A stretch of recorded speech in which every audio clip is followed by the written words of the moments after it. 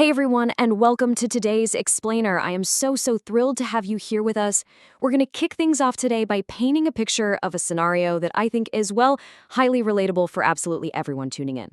I want you to just picture the tragic, rapid lifespan of a dying phone battery. So imagine this. You wake up, you grab your phone off the nightstand, and you see that glorious, beautiful 100% charge. But then, life happens.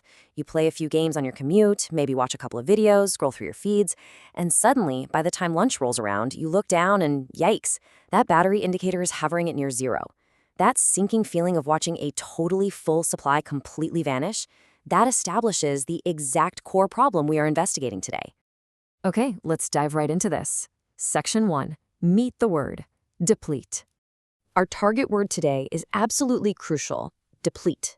Come on, say it with me out loud, wherever you are right now. Deplete.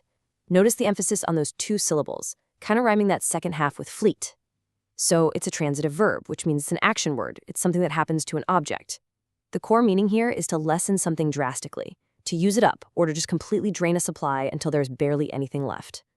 Basically, whenever something undergoes this action, it has been seriously emptied out.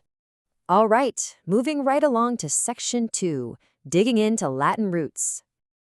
To really grasp the mechanics of this word, we need to put on our word detective hats and examine its ancient origins.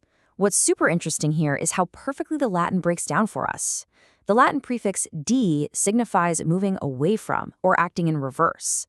And then right next to it, we have the root plet, which simply means to fill. So wrapping up our etymological breakdown, when you mash these two roots together, the math is just beautiful. The literal meaning becomes to unfill. You are literally taking the fullness away from something that was previously well-stocked. It is the exact, complete reverse of filling a container. Which brings us to Section 3, seeing it in action. Let's see how this actually works.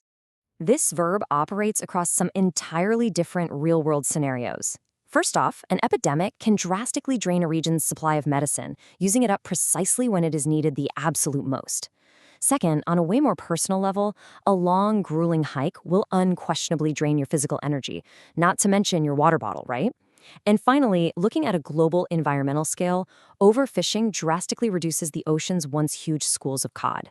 So whether it's medicine, your own energy, or fish populations, the action is exactly the same. A vital supply is being drastically, heavily drained. Let's transition into our final investigation phase. Section 4. Be a word detective. Now, here's the kicker. The crucial point here is recognizing the sheer intensity of this word. Deplete is so much stronger than just using or spending something. I mean, if you use a little bit of your savings, hey, that's normal. But if you completely drain it dangerously low, that's when you've hit this much more intense category. Now, on the flip side, we have its direct opposites, renew and augment. Think of these as the antidotes.